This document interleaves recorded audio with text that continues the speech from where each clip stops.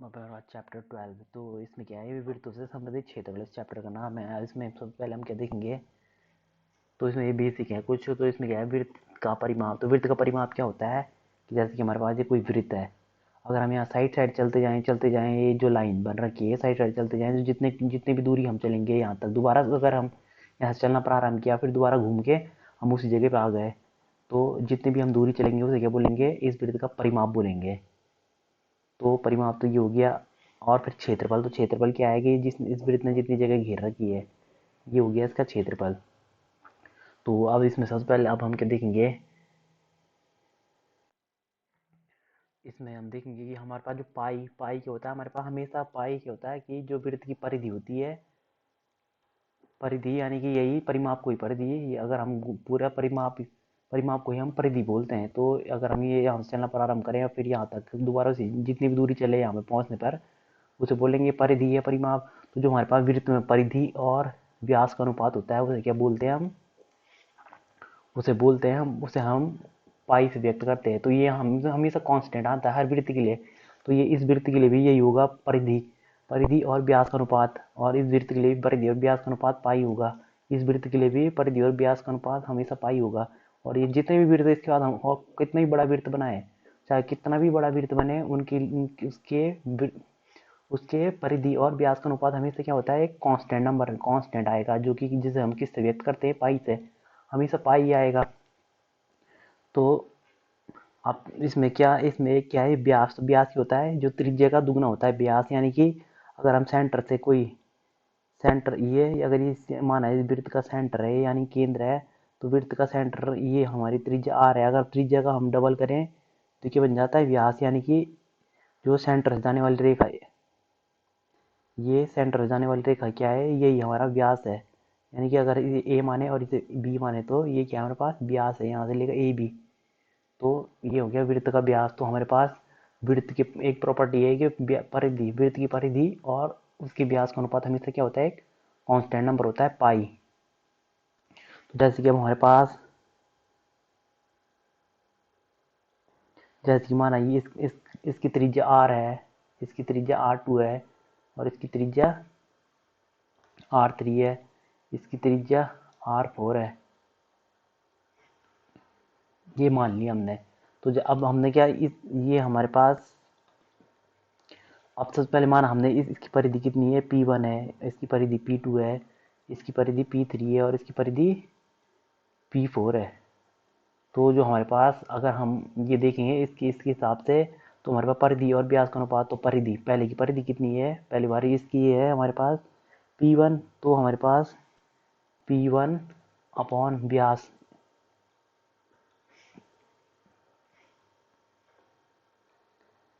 या व्यास, व्यास को हम क्या लिख सकते हैं, 2R भी तो लिख सकते हैं।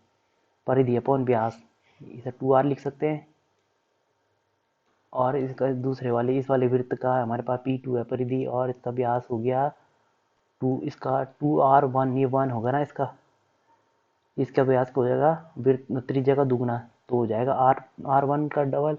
और ये सेकंड वाले त्रिभुज की बात कर रहा हूँ, तो R2 का डबल, फिर P3 अपॉन 2R3, और फिर ये चौथे वाले वृत्त का P4 अपॉन 2R4। तो ये क्या होगा हमारे पास, सबके लिए बराबर होगा, जो कि इसके बराबर होगा, पाई के बराबर होगा। यानी कि इसके लिए भी वृत्त, इसके लिए भी परिधि और परिधि और व्यास का अनुपात बराबर, इसके लिए भी परिधि और व्यास का अनुपात, इसके लिए भी परिधि और व्यास का अनुपात, ये सब क्या आपस में बराबर होंगे इनके लिए।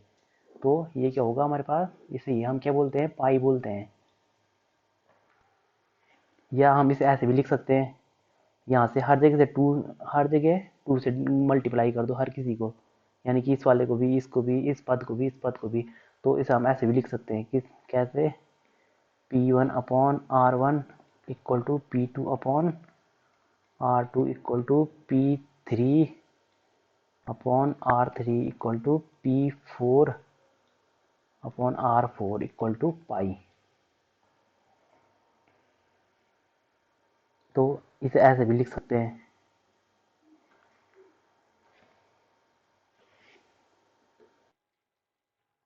तो ये हो गया, ये तो हमारा बेसिक हो गया। अब हम इससे संबंधित कुछ क्वेश्चन करेंगे, इस चैप्टर से संबंधित।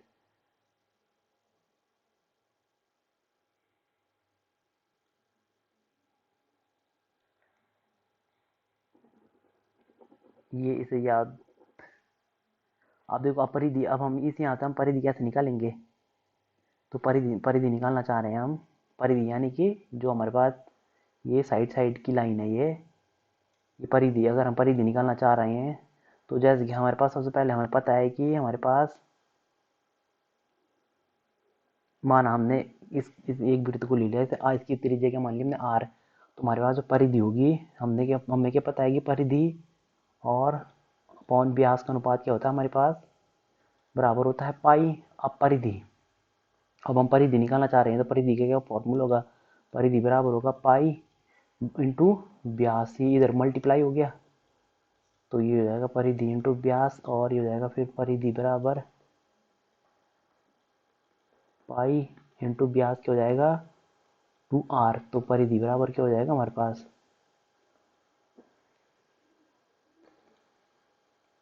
2 पाई r। हम इसे ऐसे लिख सकते हैं। तो यही तो होती है वृत्त की परिधि। तो ये निकल गया हमारे पास वृत्त की परिधि।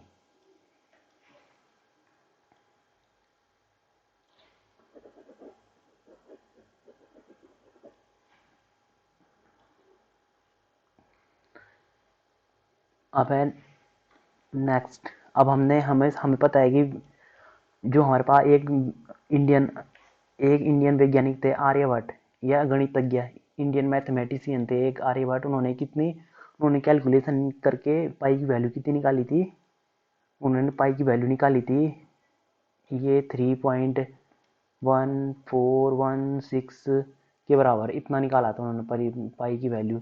ये इससे आगे भी होता है, डॉट डॉट डॉट चलता जाता है ये हमेशा, यानी कि ये क्या है, एक अपरिमेय संख्या निकलती है हमेशा। यानी कि इसे हम पी अपॉन क्यू के रूप में व्यक्त नहीं कर पाएंगे। यानी कि पाई की वैल्यू अगर हम, जैसे कि हमारे पास ये इसकी परिधि हमने पी मानी थी और त्रिज्या आर मानी थी। तो अगर हम सारे त्रिभुजों के लिए करेंगे तो हमारे पास हमने ये देखा था ना कि पाई आ रहा था हमेशा व्यास और त्रिज्या का अनुपात। तो इसी प्रकार उन्होंने भी निकाला था, बहुत सारे वृत्त खींचे होंगे, उसके बाद उन्होंने मेजरमेंट किया होगा तो उन्होंने पाई की वैल्यू कितनी निकाली, ये उन्होंने पाई की वैल्यू निकाली थी ये 3.1416 के बराबर निकाली। या अब हम कैलकुलेशन में व्यवहारिक, यानी कि जो हम कुछ क्वेश्चन सॉल्व करने के लिए हम इसे क्या रख सकते हैं 22/7 या 3.14 शॉर्ट में लिख दिया हमने। हमने ज़्यादा पॉइंट नहीं लेना, क्योंकि जो हम ज़्यादा पॉइंट लेंगे तो हम कैलकुलेशन करने में हमें दिक्कत होगी। तो हमने क्या लेना है 3.14 लेना है या 22/7 लेना है। लगभग ये क्या होता है, लगभग पाई की वैल्यू के बराबर होता है। ये पाई की फिक्स वैल्यू तो पता ही नहीं है कि कितनी होती है, क्योंकि ये डॉट डॉट डॉट चलता ही जाता, हमेशा आसान नंबर है ये। अब है आगे, और हम जानते हैं कि वृत्त का क्षेत्रफल क्या होता है हमारे पास, वृत्त का क्षेत्रफल हमारे पास होता है हमेशा, तो वृत्त का क्षेत्रफल क्या होगा हमारे पास पाई आर स्क्वायर।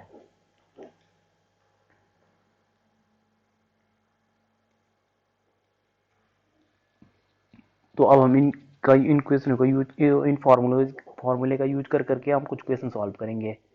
तो जैसे कि अब देखो, अब एक्स ये है 12.1 एक्सरसाइज।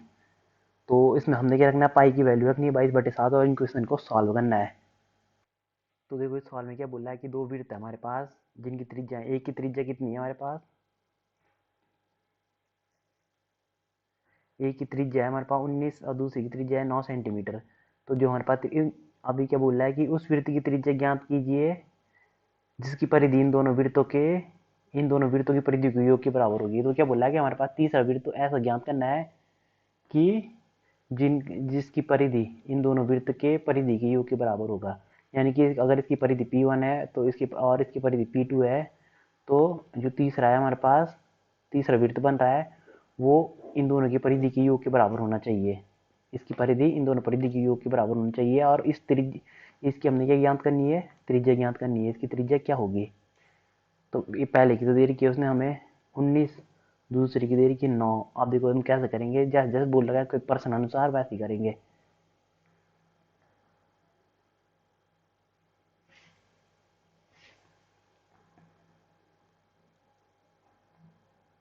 तो पहले वृत्त की त्रिज्या कितनी देर की है? पहले वृत्त की त्रिज्या बराबर 19, या R1 मान लो इसे, या ना भी मानो, सीधा सीधा कर लो 19, और दूसरे वृत्त की त्रिज्या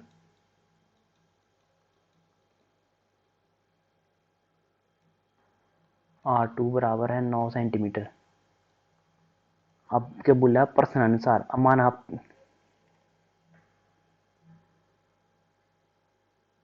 अब जो अज्ञात वृत्त की त्रिज्या जो हमें ज्ञात करनी है, अज्ञात वृत्त की त्रिज्या, ये तो बोल रखा है कि उस वृत्त की त्रिज्या ज्ञात करो। तो माना क्या मान लिया हमने? अज्ञात वृत्त की त्रिज्या क्या मान लिया हमने,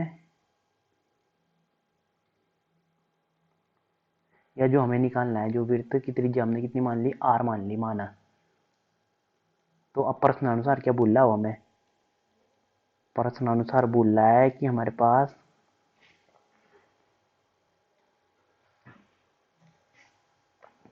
जो हमारे पास अज्ञात वृत्त की परिधि बराबर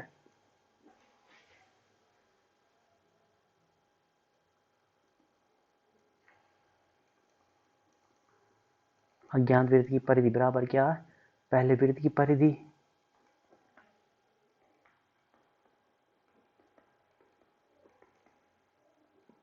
प्लस दूसरे वृत्त की परिधि, यही बोल लगाया उसने।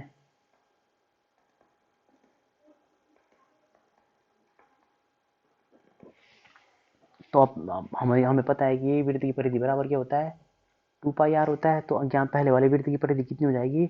हमने इसकी त्रिज्या मान रखी है R। अगर हमने इसकी त्रिज्या R मान रखी है, जैसे कैपिटल R मान लो, तो ये हो जाएगा 2πr।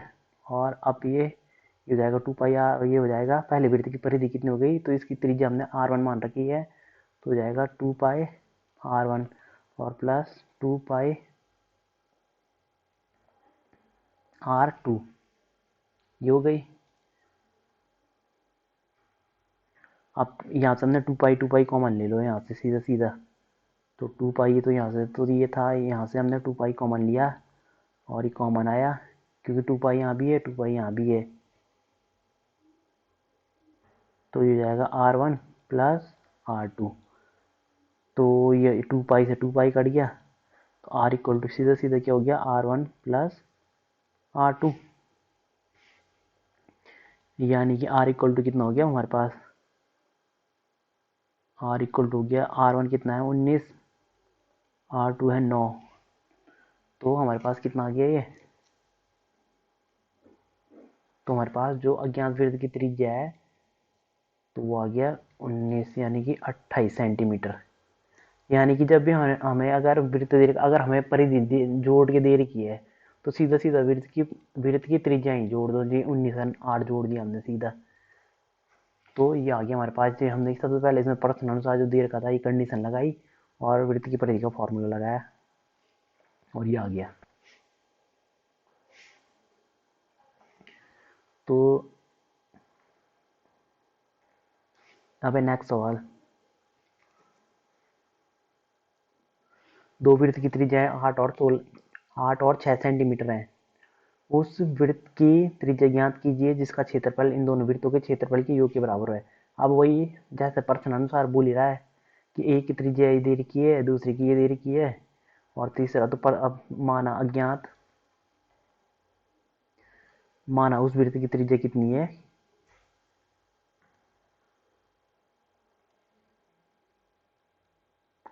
माना उस वृत्त की त्रिज्या कितनी मान ली हमने? R। तो अब प्रश्न अनुसार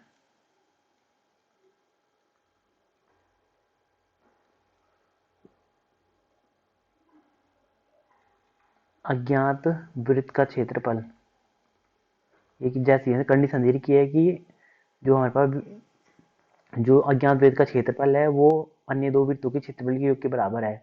तो अज्ञात वृत्त का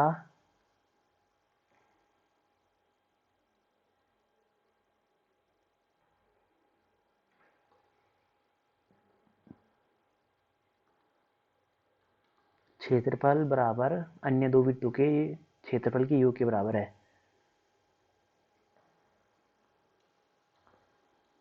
पहले वृत्त का क्षेत्रफल प्लस दूसरे वृत्त का क्षेत्रफल।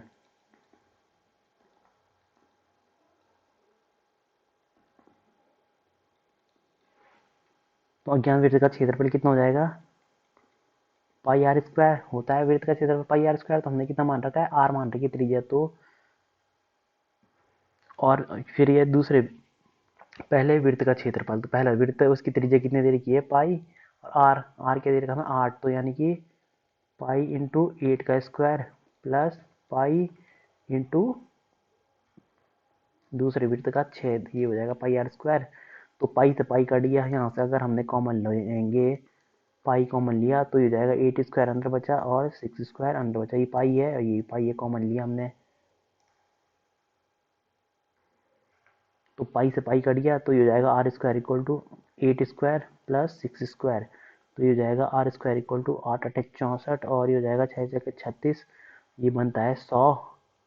तो ये बचेगा 100। अगर ये स्क्वायर हम ये यहाँ से हटाएंगे तो इधर अंडर रूट लग जाएगा, यानी कि वर्गमूल लग जाएगा। तो ये हो जाएगा आर इक्वल टू 10 सेंटीमीटर, यानी कि उस वृत्त की त्रिज्या कितनी हो गई, जिनका योग इन दोनों, उस वृत्त की त्रिज्या कितनी हो गई 10 सेंटीमीटर, जिसका क्षेत्रफल अन्य दो वृत्तों के क्षेत्रफल के योग के बराबर है। तो ये निकल गया हमारा।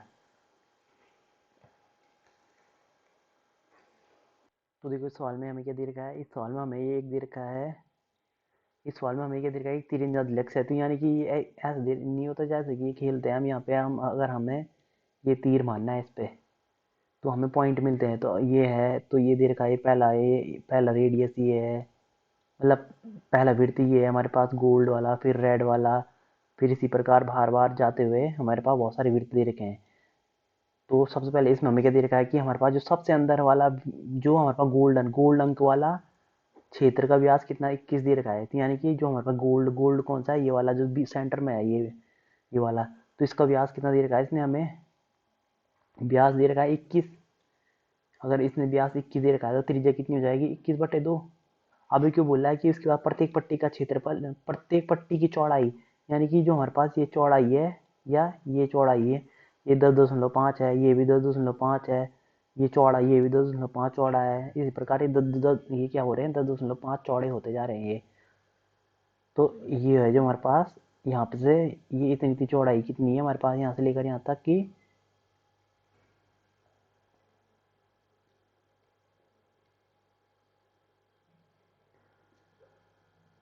जो इसके बाद हमारे पास अगली चौड़ाई कितनी है, ये जो हमारे पास है ये है 10.5। फिर इसके बाद फिर नेक्स्ट है हमारे पास, फिर इसी प्रकार अगला है, फिर ये फिर 10.5,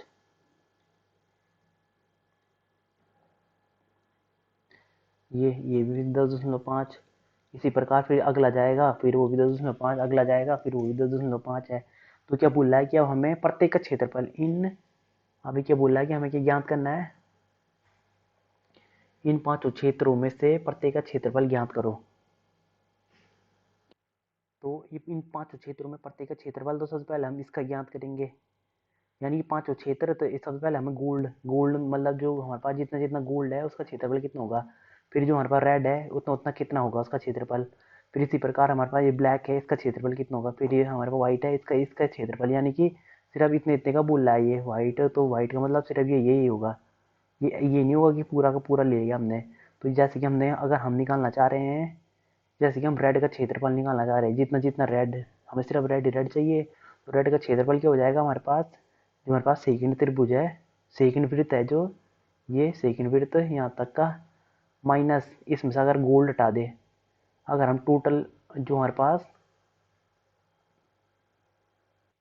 मतलब मैं ये कहना चाह रहा हूँ इसमें कि जो हमारे पास जैसे कि गोल्ड है बीच में, ये क्या हमारा गोल्ड, और ये है इतना, ये वाली पट्टी,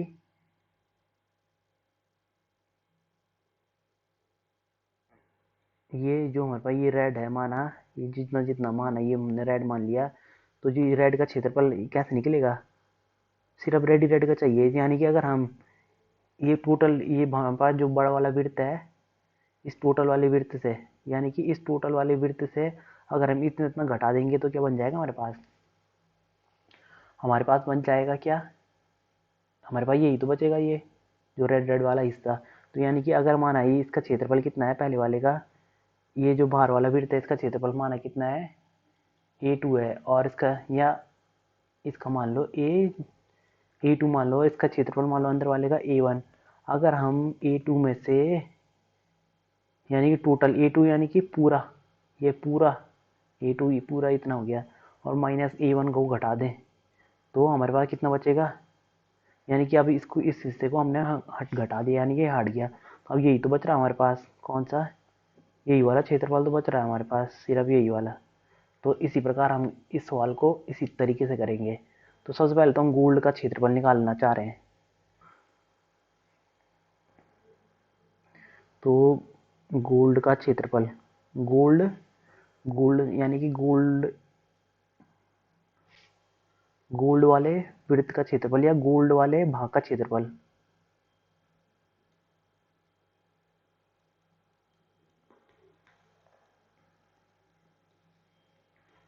तो कितना हो जाएगा गोल्ड वाले भाग का क्षेत्रफल, ये हो जाएगा पाई आर स्क्वायर। तो सीधा सीधा वृत्त दिख रहा है हमें, यानी कि ये इतने इतना वृत्त ही तो दिख रहा है सीधा सीधा। तो पाई आर कितना दे रखा है इसने, सबसे पहले का दे रखा है इसने हमें 21 सेंटीमीटर। तो पाई और 21, या अब पाई की वैल्यू रख दो सीधा सीधा इसमें, तो हो जाएगा 22/7। आर की वैल्यू 21, ये 21 है व्यास, तो त्रिज्या कितनी हो जाएगी, त्रिज्या कितनी हो जाएगी हमारे, उसकी आधी, व्यास की आधी, तो 21/2 का वर्ग।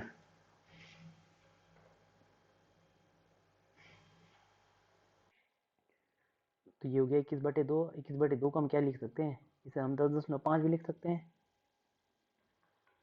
इसे हमने लिख दिया 10.5 का वर्ग, यानी कि 10.5 इंटू 10.5।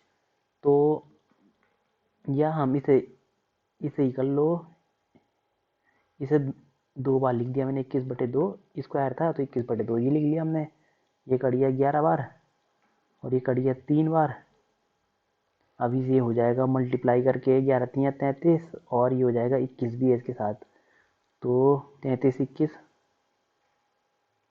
कितना हो जाएगा, ये 33 कम 33, 33 दूनी 66, 3 9 6, और इंटू 21 भी है इसमें मल्टीप्लाई में। 21 ना 21 कर लिया हमने, अपॉन में क्या है, ये कितना हो जाएगा 3 9 693, अपॉन ये 2 बचा है हमारे पास, तो अपॉन 2, 2 3 जा 6, 2 4 जा 8, 2 6 जा 12, और ये पॉइंट, तो ये बच गया हमारे पास 346.5 सेंटीमीटर स्क्वायर, यानी कि गोल्ड वाले भाग का क्षेत्रफल आ गया ये। अब देखो हम, ये तुम्हारे पास पहला वृत्त है, ये कौन सा, ये वाला जो हमारे पास है पहला वृत्त, ये गोल्ड वाला पहला वृत्त है। या दूसरा वृत्त क्या है हमारे पास, तो माना सबसे पहले हमने क्या मान ली कि दूसरे वृत्त की त्रिज्या कितनी हो जाएगी, मानना क्या मतलब, ये जो हमारे पास दूसरे वृत्त की, तो माना ये वृत्त पहला है, ये पहला वृत्त है, ये है हमारे पास दूसरा वृत्त कौन सा, ये वाला हमारे पास सेकंड वृत्त है, ये पहला, और ये हो जाएगा हमारे पास तीसरा वृत्त, और ये हो जाएगा हमारे पास चौथा वृत्त, और ये हो जाएगा हमारे पास पांचवा वृत्त।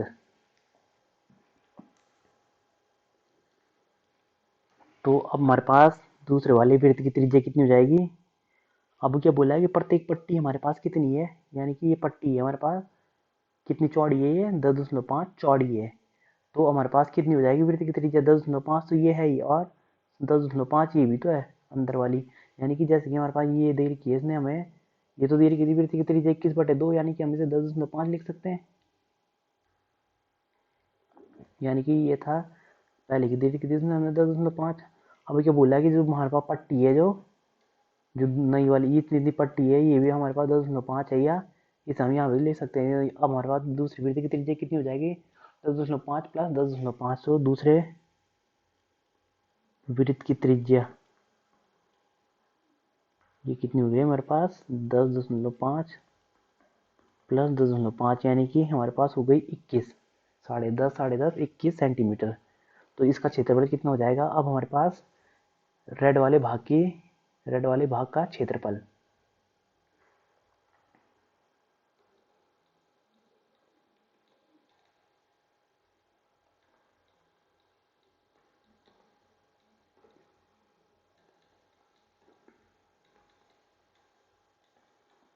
तो रेड वाले भाग का क्षेत्रफल कितना हो जाएगा, अगर हम सेकंड वाले भी वृत्त है हमारे पास, अगर हम सेकंड वाले वृत्त थे, हमें मतलब इसका ये रेड ये ज्ञात करना है, जो मैंने ये जिग जैग लाइन डाल रखी जिसमें ये इसका, अगर हम इससे हटा देंगे किसको, ये बीच वाला हिस्सा, तो क्या बन जाएगा हमारे पास, यही तो बचेगा, कौन सा, ये हिस्सा तो बचेगा हमारे पास तब।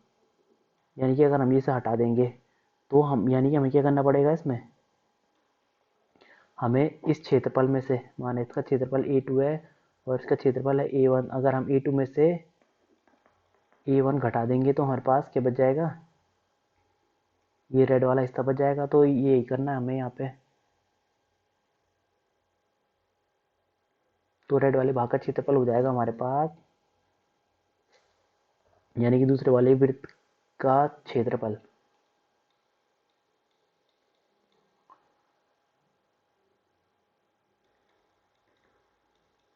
या सीधा सीधा लिख लो, दूसरे वाले वृत्त का क्षेत्रफल माइनस पहले वाले वृत्त का क्षेत्रफल। तो सीधा सीधा करो, उसमें दूसरे वाले वृत्त का क्षेत्रफल क्या हो जाएगा हमारे पास, पाई, और आर कितना है इसके लिए, 21 सेंटीमीटर, तो यानी कि 21 का वर्ग, पाई आर स्क्वायर, और फिर इसी प्रकार पाई, और ये गोल्ड वाला होगा हमारे पास पाई, और इसका क्षेत्रफल कितना निकाला था हमने, ये 346.5, तो ये हो जाएगा 22/7, 21 इंटू 21।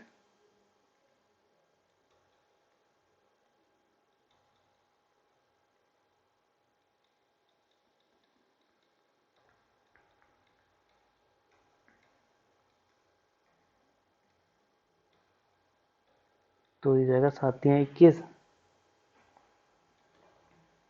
ये हो गया 21×3=66, 21×3=63 इंटू 22, ये हो गया 346.5।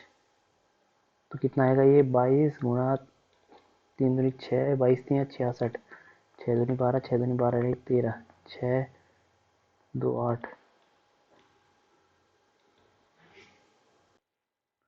तो ये आया हमारे पास 1386 माइनस 346.5 बराबर कितना हो जाएगा हमारे पास, ये आएगा हमारे पास घटा के 1039.5 सेंटीमीटर स्क्वायर, क्योंकि वर्ग का क्षेत्रफल की बात हो रही है तो वर्ग स्क्वायर में आएगा, ये वर्ग, यानी कि वर्ग सेंटीमीटर में आएगा, क्योंकि सेंटीमीटर में दे रही है तो इस वर्ग में आएगा। तो यानी कि रेड वाले भाग का क्षेत्रफल कितना हो गया हमारे पास, रेड वाले भाग का क्षेत्रफल ये हो गया हमारे पास।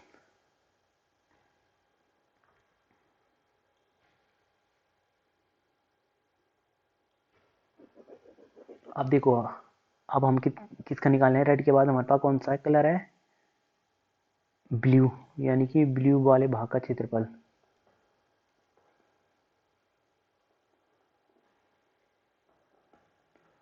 तो ब्लू वाले भाग का क्षेत्रफल, तो ब्लू वाला कहाँ है हमारे पास, ये तो है ब्लू वाला भाग, ये साइड साइड साइड, ये मतलब ये निकालना है हमें, ये वाली पट्टी, ये वाली ब्लू वाली। तो अगर हम इस पूरे, यानी कि हम कौन से त्रिभुज से, कौन से वृत्त से, 3 वाले वृत्त से अगर हम ये पूरा इतना इतना हिस्सा हटा देंगे ये रेड तक का, तो हमारे पास क्या बच जाएगा, ब्लू ब्लू, यही लाइन तो बचेगी हमारे पास। तो यानी कि तीसरे नंबर के वृत्त से हमने क्या किया, तीसरे वृत्त का क्षेत्रफल माइनस हमने ये वाला हिस्सा हटाना है, तो ये वाले हिस्से का क्षेत्रफल अभी हमने कितना निकाला था, ये तो निकाला था पाई,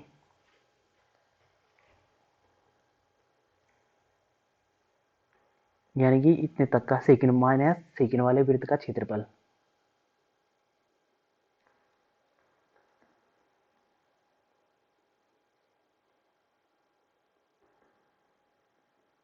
मतलब ये बोल रहा हूँ मैं कि अगर हमारे पास ये है हमारे पास, और हमें ये निकालना है, कौन सा है, हमें ये निकालना है, ये जिसमें ये वाला, इसका क्षेत्रफल निकालना चाह रहे हैं सिर्फ हम।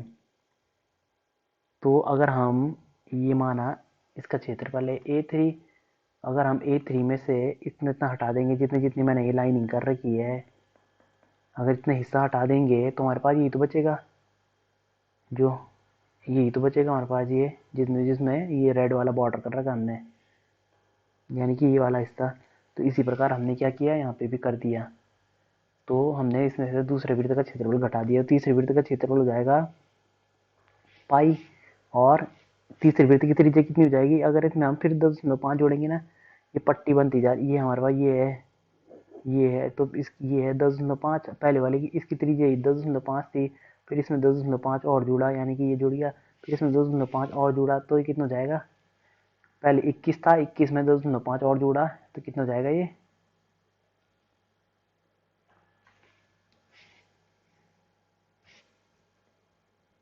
तो 21 में 10.5 और जोड़ दिया, तो 5 1 3, ये तो ये हो जाएगा हमारे पास 31.5 का वर्ग माइनस दूसरे वृत्त का क्षेत्रफल। तो दूसरे वृत्त का क्षेत्रफल ये तो निकाला था हमने, ये पाई माइनस 21 का वर्ग।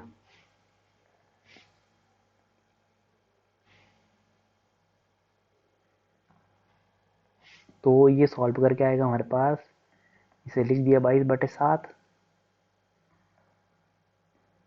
या इसमें से कॉमन ले लो सबसे पहले 22/7, यानी कि ये पाई ये कॉमन ले लिया हमने, तो ये हो जाएगा 31.5 का वर्ग माइनस 21 का वर्ग।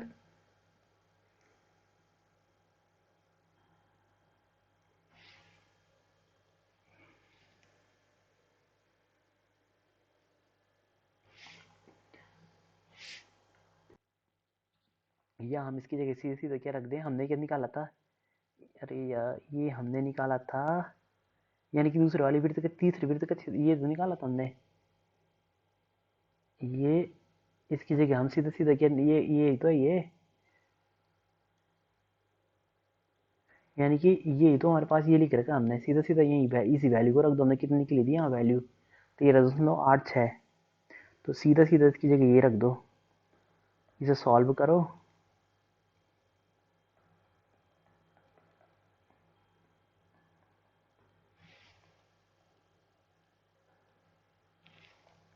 इसकी जगह रख दो 1386,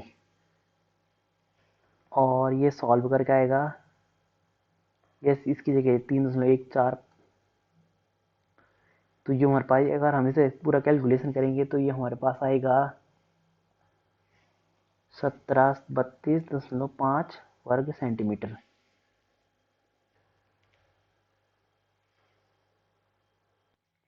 या ये सॉल्व करके ये आएगा, या इसकी जगह हम, ये क्या होता है इतने इतने ये हिस्सा में आगे भी चाहिए होगा, तो ये हमारे पास ये आएगा सॉल्व करके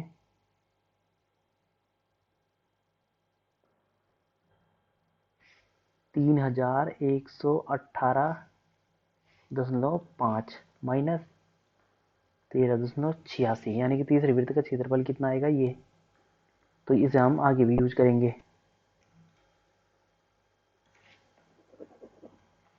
तो ये सॉल्व करके आया हमारे पास, तीसरे वृत्त का क्षेत्रफल कितना आया हमारे पास,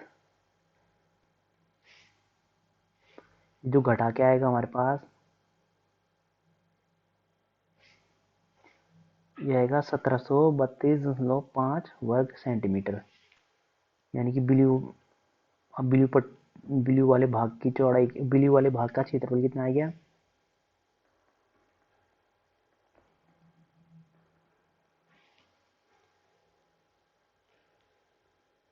ये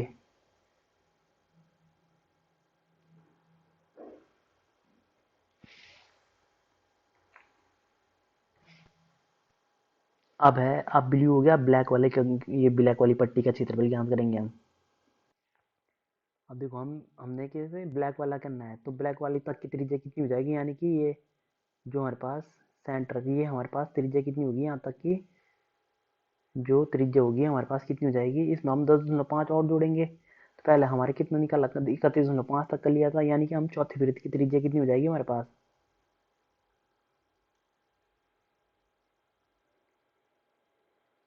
जो ये चौथा वृत्त है, ये वाला चौथे वृत्त की त्रिज्या, यानी कि जो ब्लैक पट्टी वाला,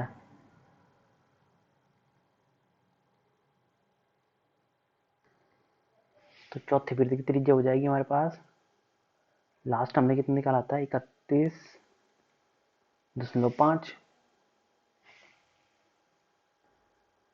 और प्लस इसमें 10.5 और जोड़ दो, तो ये कितना हो जाएगा, ये 31 और 10 41 और आधा आधा 42,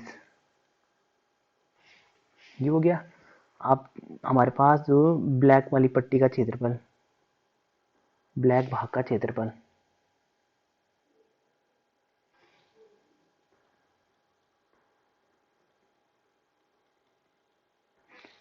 तो ब्लैक भाग का क्षेत्रफल कितना हो जाएगा हमारे पास, यानी कि चौथे वृत्त का क्षेत्रफल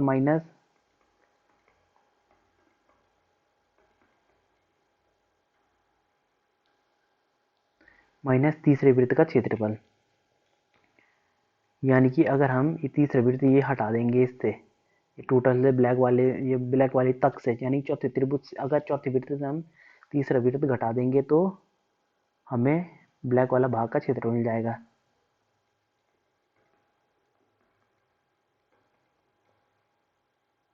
तो चौथे वृत्त का क्षेत्रफल कितना हो जाएगा हमारे पास, पाई, और आर कितना निकाला था हमने, 42 का वर्ग चौथे वृत्त के लिए, और तीसरे वृत्त का क्षेत्रफल, तो तीसरे वृत्त का क्षेत्रफल ये तो निकाला हम भी हमने, तो सीधा सीधा ये रख दो बस यहाँ पे,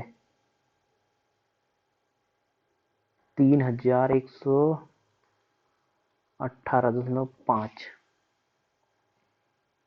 तो जो ये हमारे पास सॉल्व करके आएगा ये 22/7 वैल्यू रखने के बाद, और ये है 42 गुणा 42, तो 7 छक्के 42 बार, जो हमें सॉल्व करके कितना मिलेगा ये,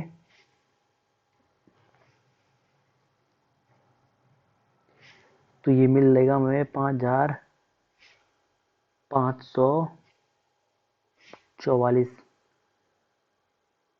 माइनस 3118.5, तो बराबर, इससे सीधा सीधा हम घटाएंगे तो कितना मिलेगा, ये हमें मिलेगा 2425.5 सेंटीमीटर स्क्वायर। तो ये मिल गया हमें चौथे ब्लैक वाली पट्टी का क्षेत्रफल भी मिल गया हमें, और ये हमें काम आएगा, ये क्या है, चौथे वृत्त का क्षेत्रफल, तो इसे हम यूज करेंगे आगे। अब है वाइट वाइट पट्टी का, यानी कि वाइट क्षेत्र का, वाइट भाग का क्षेत्रफल। तो वाइट भाग का क्षेत्रफल क्या हो जाएगा, हम पांचवें वृत्त से, अगर हम पांचवें वृत्त के क्षेत्रफल से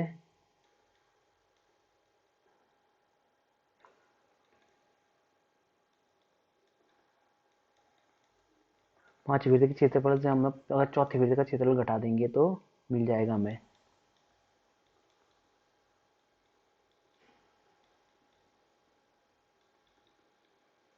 तो पांचवें वृत्त का क्षेत्रफल कितना हो जाएगा हमारे पास, पाई आर स्क्वायर। अब हमने लास्ट त्रिज्या कितनी निकाली थी, 42 हो गया। अब 42 में हम अगर फिर 10.5 और जोड़ेंगे तो कितना हो जाएगा ये, 42 और 10 52, तो ये हो जाएगा 52.5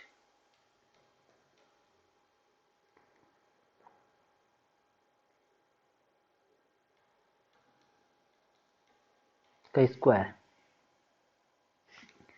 माइनस चौथे वृत्त का क्षेत्रफल भी हमने क्या निकाला था, ये 5544 5444 वर्ग सेंटीमीटर निकाला था। तो जो हमारे पास सॉल्व करके आएगा,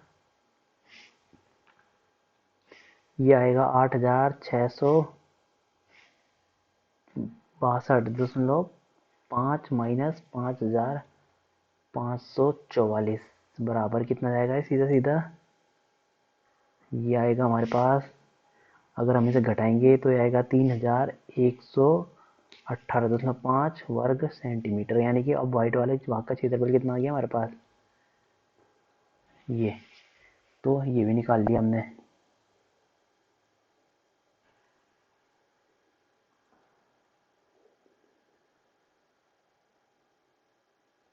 तो यही निकालना था हमें बस।